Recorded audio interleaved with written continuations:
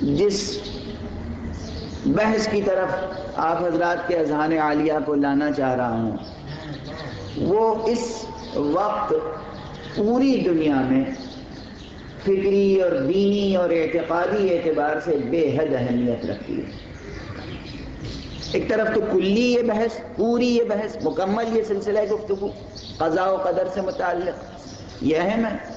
میں نے عرض کیا تھا کہ اب لوگ سوچتے ہیں گہرائیوں میں، اب بچے وہ سوال کرتے ہیں کہ جو کچھ زمانے قبل بڑے نہیں کیا کرتے تھے۔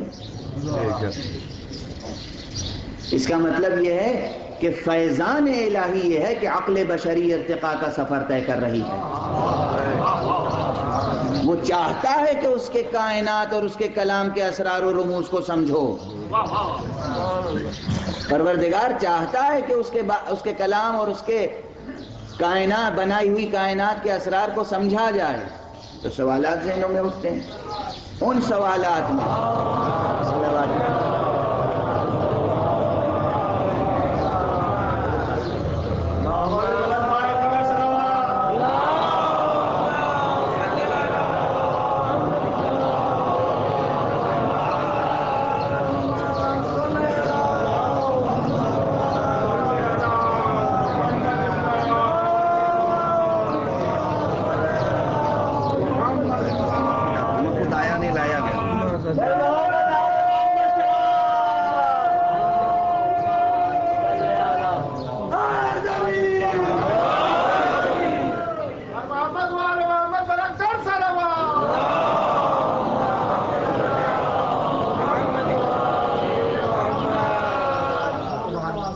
دیکھیے آج میری مشکلیں بڑھتی جا رہی ہیں،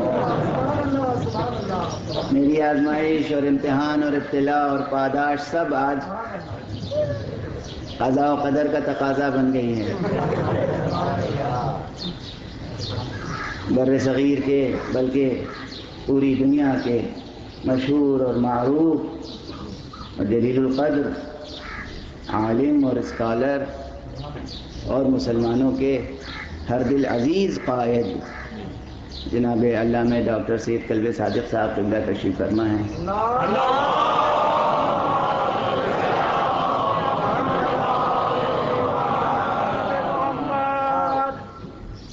مولانا کی شخصیت کے علمی ابعاد سے لوگ واقف نہیں ہیں، اس لیے کہ خصوصیت سے ایک عرصے سے مولانا سماجی اور سیاسی اور رفاہی کاموں میں جس طرح منہمک ہیں،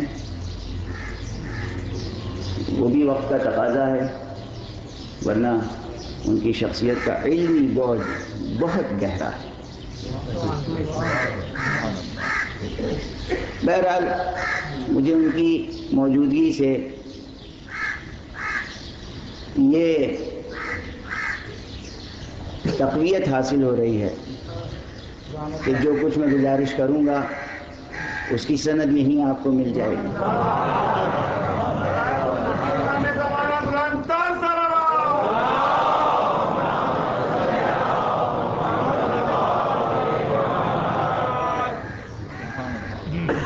حضور اس مرتبہ اس طالب علم نے موضوع یہ انتخاب کیا ہے کہ جہاد حسینی آئینہ قضاء و قدر ہے۔ سبحان اللہ۔ میں عرض کر رہا تھا کہ قضاء و قدر کا ایک طرف مسئلہ جڑا ہوا ہے علم الہی سے، اور ایک طرف فعل الہی، فعل خداوندی سے۔ چنانچہ تھیوری آف کریشن سے لے کر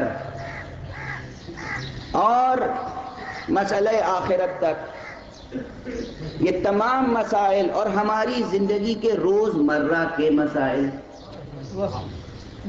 صرف بڑے بڑے مسائل نہیں، زندگی کے روزمرہ کے مسائل، یہ سب قضاء و قدر کے موضوع میں سمٹے ہوئے ہیں۔ اور